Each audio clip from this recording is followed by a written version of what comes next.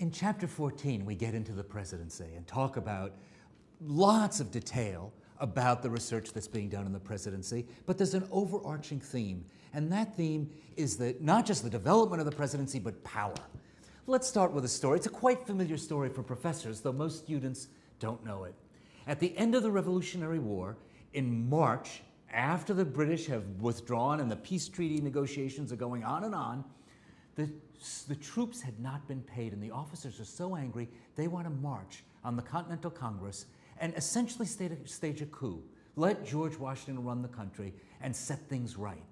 Washington gets wind of this and appears unexpectedly at this meeting in front of 500 of his officers. These are tough, grizzled veterans who have fought through the war and are now angry. They face pretty dire poverty when they get mustered out of the army. And Washington tries to calm them down. He talks about how Congress is working to get the money and how he's going to do everything in his power to get them their back salaries. And then they're not particularly persuaded, though they respect Washington. And then he pulls out a letter from Congress, and then from his tunic pulls out a pair of spectacles. No one's ever seen Washington, the great strapping general, in spectacles before. And as he puts them on, these new spectacles from Philadelphia, he says, "Gentlemen, you must forgive me. I've grown not only old, but blind in your service and in the service of my country." We know from letters home that some of these tough guys, these grizzled veterans, begin to weep. And the coup d'etat that almost started American history is over. Washington's great contribution to American politics is walking away from power. He did it first at that moment, and he does it again after his second term. I'm leaving power. It hadn't been done before. In 18th century world, people hang on to power till they die. If you want a summary of the Constitution of the United States, and particularly the sections in the presidency, it's very limited power, but ambiguous. So much of what we have to talk about in the great theme of the presidency is, what does the power of the presidency look like?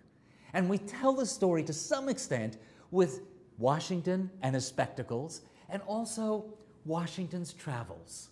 He needs to unite the United States. How does he do it? He decides to go on a tour of America.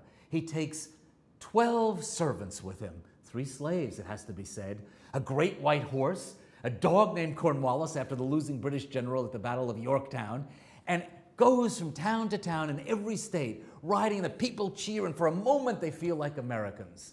That tour is a unity tour. Flash forward 200 years, and presidential travel looks very, very different. Barack Obama goes on one of his first foreign tours to visit Europe after he's won the presidency, and it takes 36 of the largest military jets we have just to carry the communications, the cargo, the 2 presidential bulletproof many-ton limousines in case they always use one as a decoy. It is a remarkable frame around the presidency, and so much so that Queen Elizabeth is heard later to remark in private, but it got into the press eventually, that how can any individual need that much stuff with them? Perhaps upset by the fact that some of the entourage, the several hundred people accompanying the president, had trampled her prized roses in Buckingham Palace. Look at the verbs in Article 2 of the Constitution.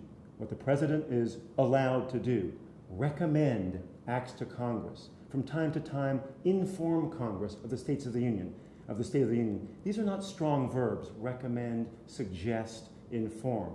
And yet now we see this president, in the form of Barack Obama, able to travel the world and command enormous power and influence. And one of the questions we pose to students in Chapter 14, how did presidents go from one who walked away power in the form of Washington to Barack Obama, who holds more, arguably, than any other figure, possibly in the free world?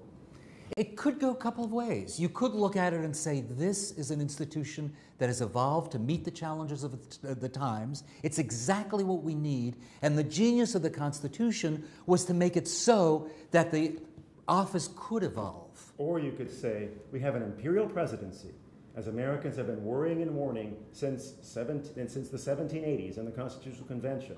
It's out of control. signing statements, executive orders, extra constitutional, or so it seems acts.